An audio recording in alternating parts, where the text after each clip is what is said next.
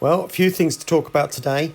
There's a channel update, there's the latest on the footbridge, and there's something I've received. So I'd stick around and all will be revealed. You might be thinking, why are you looking at the 00 gauge layout on an N gauge video? Well, one of the things that I did a couple of years ago was to build this layout, as I'm sure you know, and I'll just pan you around in case you haven't seen it. So we've got quite a rundown station here, and it goes into a tunnel there. That one goes into a traverser at the back. This one is just a blank. So I'll just show you the traverser. Now it is a bit darker in this section because there's no light, so forgive me. Hopefully that's bright enough. And that then moves across and lines up across there. Okay. Now it has got its own channel, but the last video I did, it wasn't quite as popular as I thought it was going to be. And so one of the things I'm going to do this coming year is to start absorbing it back onto the main channel. And then I'm going to rebrand the main channel as Piccadilly Model Railway. That's the channel name. And then this layout is called Piccadilly Sidings, as I'm sure you're probably already aware. And the N gauge layout is simply Piccadilly, representing the station, and that's always been the case. So when I introduce the layouts, it will come up on the title with the layout name, so you'll know which it is. But I will also start branding the layout. So if I'm doing it, just assume it will be an N gauge layout, but if I'm doing a 00 gauge layout, or it's a 00 gauge slot, I will put that on the title as well, so you know that it's coming up. So I'm just going to, it'll be a bit of both or one or the other. Okay, so I'm not going to make a decision on that, but you will start seeing this on the main layout from now on. Okay, and there are potentially some big changes coming to this, which I'm hoping to start next year. But there's some other bits got to happen first, as you probably remember with the window, and that still hasn't been changed in the bedroom. So there we go. All right, so let's move on. Well, good evening everyone, and welcome back to Piccadilly.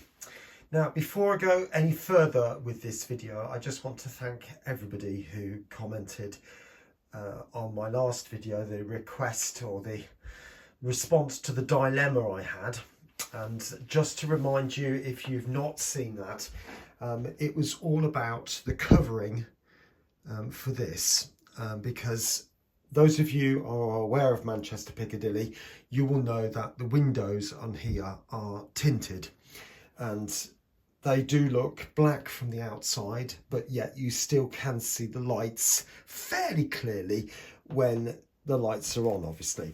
So my dilemma was to use either tissue paper, which was stuck to a piece of acetate, which sort of gives you that sort of black snow look, or to use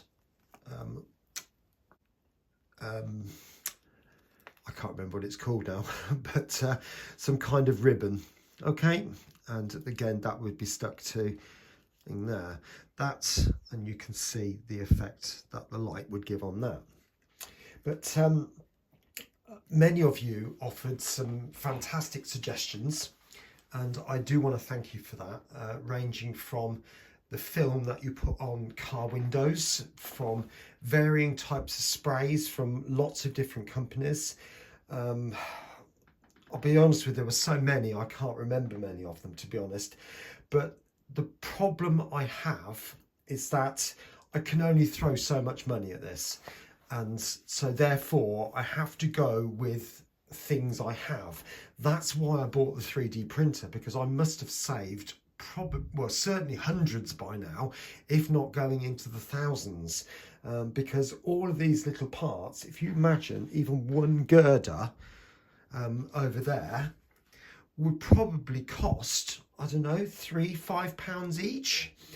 But there was one suggestion which I can do, and I actually quite like, above this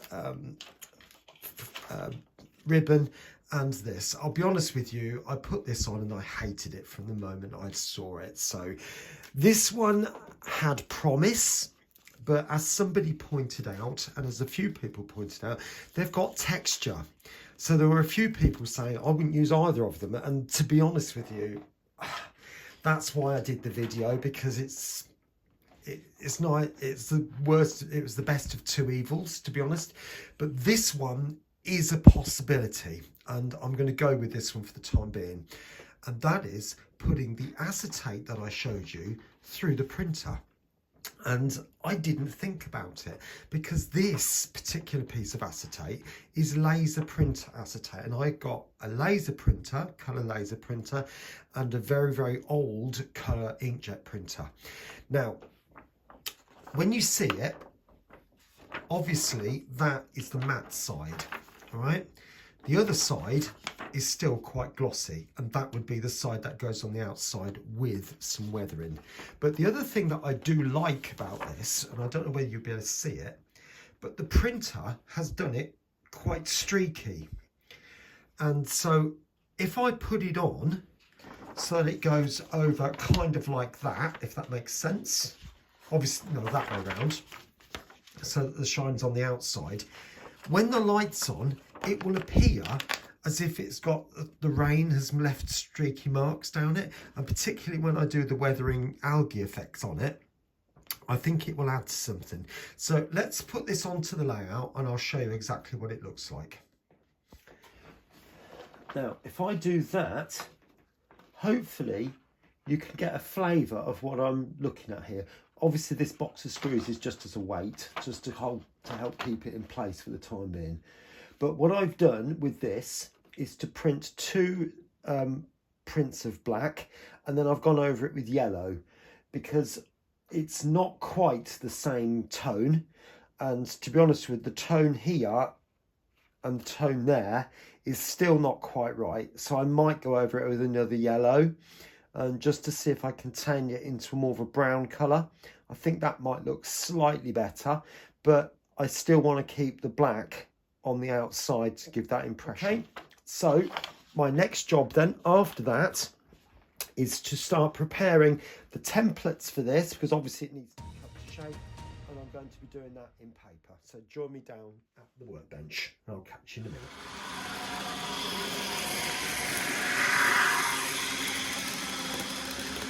Now, some of you may be aware that Glyn at LNER 1946 recently did a competition, and I was lucky enough to win that competition. Now, part of that, he was explaining that he now works for Modlux, and they, I do believe, they make a lot of laser cut kits. And what I said to him was, I'm more than happy to review this kit at the same time as building it. So I'm obviously not going to do it in this video, but it's mainly say, Glyn, if you're watching this video, I've got it. Thank you so much appreciated. And I'm hoping to do this in the next 2 or 3 weeks, mainly when I'm on holiday with Christmas, and that starts, we've got 2 more weeks of school to go, so it'll be after that in the Christmas break. So I think it would be good to have a good couple of days on it, or however long it takes. So that will be another video in its own right. Right, welcome back. Now, the process I'm going to go through to make this template is that I need to make strips that are the correct width, if I'm making sense. So I'll show you on this one what I'm going to do, and then I'll probably just do the rest independently, so you get the general idea. Now, this one, if I line it up to the back edge of that, now, I am aware that the glazing, the unit coming, or the gable end is going to come down somewhere in the middle of that, and there is a cover plate which is going to cover all of that. So it doesn't really matter too much about the width of this, but I am going to do it to the edge of that. So that means lining it up there like that. Make sure it's nice and flush to the actual shape, and there's my width.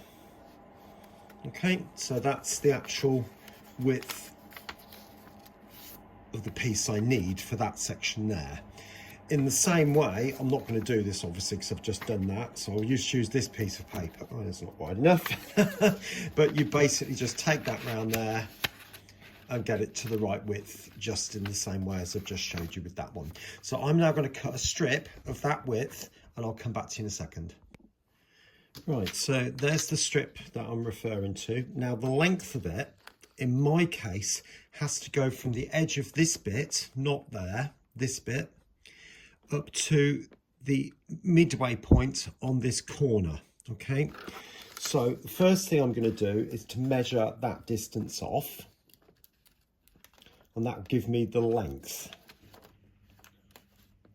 which is just there. I hope you can see.